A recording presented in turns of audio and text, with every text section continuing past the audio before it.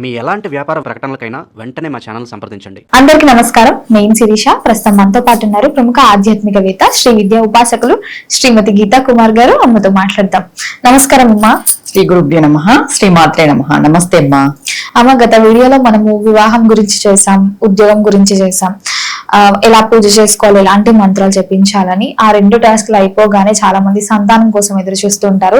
నిజంగా ఎక్కడికి వెళ్ళినా ఎంత సంపాదిస్తున్నాం అనే దానికంటే ఎంతమంది పిల్లలు ఉన్నారు ఏంటి అని అడుగుతూ ఉంటారు. లేని వారికి అక్కడ కొంచెం బాధాకరంగా ఉంటుంది. మరి అలాంటి వాళ్ళకి ఎలాంటి పూజలు చేసుకోవచ్చు అంటారు, ఎలాంటి మంత్రాలు చెప్పించవచ్చు అంటారు, ఒక్కసారి తెలియజేయండి.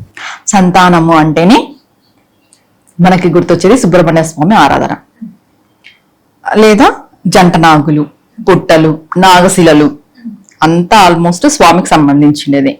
అసలు సంతానం ఎందుకు ఆలస్యం అవుతుంది? Main question. దేనికి ఆలస్యం అవుతుంది అని అంటే దీనికి కూడా పితృదోషం ఒక కారణం. అంటే ఈశ్వరుడు సంతానం ఇచ్చేటప్పుడు మన పితృదేవతలను అడుగుతాడంట, ఏమైనా చేశారా లేదా, నీకు ఏమైనా చేశారా లేదా అనేది ఒకటి, నీకు వంశాన్ని ఇయ్యాలా వద్దా అని మన పితృదేవతల యొక్క పర్మిషన్ తోనే ఇస్తారంట. ఈశ్వరుడు అట్లాంటిది పితృదేవతలను అడిగి మనకు సంతానాన్ని ఇస్తారు. అలాంటప్పుడు మనము పితృదేవతల యొక్క కార్యాలు నిత్యము చేస్తూ ఉండాలి. అసలు ఈ బంధం కొంతమంది తల్లిదండ్రులను కూడా తలుచుకోరు, వాళ్ళకు గుర్తు కూడా రారు. ఇప్పుడున్న కాలంలో నేను చాలా మందిని చూశాను, అట్లా తలుచుకోరు అసలు ఏమాత్రం కూడా. అలాంటి వాళ్ళకి చాలా కష్టతరం సంతానం కలగడం, పితృదోషం ఒకటి. తర్వాత వీళ్ళకి వ్యక్తిగత జాతకరీత్యా దోషాలు ఒకటి. ఇప్పుడు ఆ అమ్మాయికి సంతాన యోగం ఉండి అబ్బాయికి సంతాన యోగం లేకపోయినా పిల్లలు కలగడం కష్టమవుతుంది. ఆ అబ్బాయికి సంతాన యోగం ఉండి ఆ అమ్మాయికి సంతాన యోగం లేకపోయినా పిల్లలు కలగడం కష్టమవుతుంది. ఇది జాతకరీత్యా చూసుకోవాలి. ఇవన్నీ కూడా మనకి బాగున్నాయి, మాకు జాతకంలో కూడా సంతానం ఉంది, మాకు పితృదోషం లేదు, అయినా సంతానం కలగట్లేదు అంటే పూర్వజన్మ పుణ్యఫలం అనేది ఒకటి ఉంటుంది. మనం ఎవరికైనా రుణానుబంధం ఉంటేనే పెళ్లి, పిల్లలు, బంధువులు అని చెప్తారు. అంటే పశువు, పక్షాదులు కూడా రుణానుబంధమే, పిల్లలుగా పుట్టాలన్నా కూడా రుణానుబంధమే. ఆ రుణానుబంధం అనేది పూర్వజన్మ సుకృతంలో త్వరగా రావాలి. ఏదైనా కూడా పూర్వజన్మ సుకృతంలో కర్మఫలం అనేది త్వరగా వచ్చినప్పుడే ఆ పని ఇక్కడ నెరవేరుతుంది త్వరగా. ఇప్పుడు నీకు ఉంది పిల్లల యోగం, కానీ అది ఇంకా ఫలం రాలేదు, నీ కర్మలోకి ఇంకా అవగతం కాలేదు, పిల్లల ఏది లేటుగా అవుతుంది. ఇదొక రీజన్.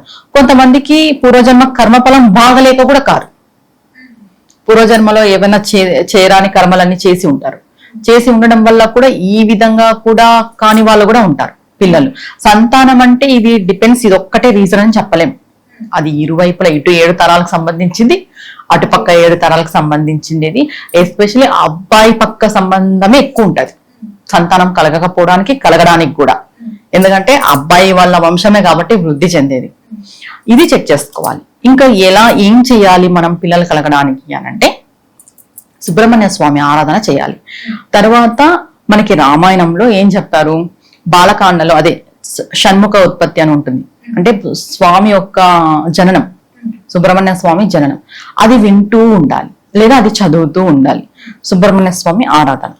ఇంకా ఇవన్నీ మేము చెయ్యలేము, ఇలాంటి వాళ్ళు కూడా ఉంటారు, ఇవన్నీ మేము చెయ్యలేము అనే వాళ్ళు ఏం చేయాలి అని అంటే, మామూలుగా పిల్లలు ఉంటారు కదా ఇంటి దగ్గర, చిన్నపిల్లలు, ఆ చిన్న పిల్లలకి ఏవో ఒకటి తీసిస్తూ ఉండడం, స్వీట్స్ పెడుతూ ఉండడము, ఏవో ఒకటి వాళ్ళకి నచ్చిన బొమ్మలు తీసిస్తూ ఉండడం, ఇలా చేయడం వల్ల కూడా సంతానం కలుగుతుంది. ఎందుకంటే ప్రతి చిన్న పిల్లల స్వరూపంలో పరాశక్తి ఉంటది, బాలా త్రిపుర సుందరి దేవి ఉంటది. ఏదో ఒక టైంలో ఏదో ఒక పిల్లవాడు ప్రీతి చెందినాడు అంటే, హ్యాపీగా ఫీల్ అయినాడు అంటే ఆటోమేటిక్ ఇటు పక్క వాళ్ళకి సంతానం కలిగే అవకాశం ఎక్కువ ఉంటది. ఇది ఎలా అంటే మన చుట్టుపక్కల ఉండే దానిపైన అంత డిపెండ్స్ మా. ఇది మనం ఎవరిని ఇబ్బంది పెట్టకూడదు. ఆల్రెడీ సంతానం కలగలేదనే బాధ ఉంటది, బయటికి పోయినా ఎవరో ఒకరు ఏదో ఒకటి అంటుంటారు. కానీ చెప్పాలంటే ఎవరు కూడా వాళ్ళ వ్యక్తిగత విషయాల్లో ఎంటర్ కాకూడదు. ఇప్పుడు చాలా మంది పిల్లలు లేరని ఓపెన్ గా అడగేయడము, అనేయడం ఇలా చేస్తుంటారు కదా, తప్పు. అలా మాట్లాడకూడదు. ఎందుకంటే ఎవరైనా బాధపడతారు కదా వాళ్ళ వ్యక్తిగత విషయం అడిగినప్పుడు. ముందుగా వీళ్ళు భార్యాభర్త ఎలా ఉండాలి అంటే, వాళ్ళకి పిల్లలు కాలేదంటే కంప్లీట్ గా తీర్థయాత్రలు ఎక్కువ చేయాలి. లేట్ గా అప్పుడే తెలిసిపోతుంది, ఓ 4-5 ఏళ్ళు ఉంటాయి అయినా పిల్లలు అయ్యిండదు. అలాంటి వాళ్ళు ఏం చేయాలి, తీర్థయాత్రలు ఎక్కువ చేయాలి, దైవ దర్శనాలు ఎక్కువ చేయాలి, దైవ ధ్యానంలోనే ఉండాలి, ఎక్కువ వ్రతాలు, నోములు, దానాలు ఇవన్నీ చేయాలి. ఇలా చేయడం వల్ల సంతానం కలగడానికి అవకాశం ఎక్కువ ఉంటది. అంటే మంచి సంతానం. కొంతమందికి లేట్ అయిన తర్వాత కూడా మంచి సంతానం కలుగుతుంది, కొంతమందికి లేట్ అయిన తర్వాత కూడా అసుర సంతానం కలుగుతుంది. దీనిలో 2 వేరియేషన్స్ ఉంటాయి. అంటే నువ్వు ఏ కార్యాలు సత్కార్యాలు నిర్వహించకపోతే నీకు అసుర సంతానం కలిగే అవకాశమే ఎక్కువ. నువ్వు దైవ దర్శనాలు చేస్తూ, తీర్థయాత్రలు చేస్తూ, దానాలు చేస్తూ, ధర్మాలు చేస్తూ, ఇద్దరు చేయాలి భార్యాభర్త. ఇలా చేస్తూ ఉంటే మీకు మంచి సంతానం కలిగే అవకాశం కూడా ఉంటుంది. ముందుగా సుబ్రహ్మణ్య స్వామి ఆరాధన. మనకి ఇక్కడ మోపీదేవి ఆలయం అని ఉంది, పుణ్యక్షేత్రం. మోపీదేవి ఆలయం ఎవరైతే దర్శించుకుంటారో భార్యాభర్త, అక్కడికి వెళ్ళి నిద్ర చేసి వస్తారో వాళ్ళకి ఖచ్చితంగా సంతానం కలుగుతుందని శాస్త్రాలలోనే చెప్పబడింది, పురాణాలలో కూడా ఉంది. ఇది మనం చాలా మంది నోట వెంట కూడా విన్నాము, మోపీదేవి ఆలయం దర్శించుకోవడం వల్ల. ఇంకా లేదు మేము అది కూడా చేయలేము, వెళ్ళలేము అని అంటే స్వామి వారి యొక్క ఆరాధన, కృష్ణుడిది హరే కృష్ణ మంత్రం ఉంటుంది కదా, హరే కృష్ణ అనే మంత్రం.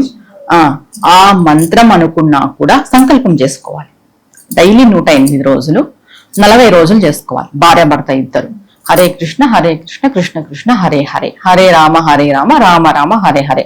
సర్వమంత్రం ఇది ఎవరైనా చేసుకోవచ్చు, ఎల్లకాలము చేసుకోవచ్చు, ఎప్పుడైనా చేసుకోవచ్చు. ఈ మంత్రాన్ని 40 రోజులు సంకల్పం చేసుకొని డైలీ 108 సార్లు, వీలుంటే 1008 సార్లు అలా టైం బట్టి చేసుకున్నారు అంటే సంతానం కలగడానికి చాలా అవకాశాలు ఉన్నాయి. ఇవన్నీ కాదు అంటే ఖచ్చితంగా మనం జాతకం పరిశీలించుకోవాల్సిందే. వ్యక్తిగత జాతకం చూస్తేనే తెలుస్తుంది ఎందుకు లేట్ అవుతుంది, అసలు అవుతుందా కాదా, వీళ్ళకు యోగం ఉందా లేదా, ఉంటే పుత్ర సంతాన యోగం ఉందా లేకపోతే అమ్మాయి ఉందా, ఇలాంటివి కూడా తెలుస్తాయి జాతకంలో. ఫస్ట్ ఎవరున్నారు ఇవన్నీ తెలుసుకోవాలి. మెయిన్ ఉందా లేదా అని అయితే పరిశీలన చేసుకోవాలి, చెక్ చేసుకోవాల్సిందే.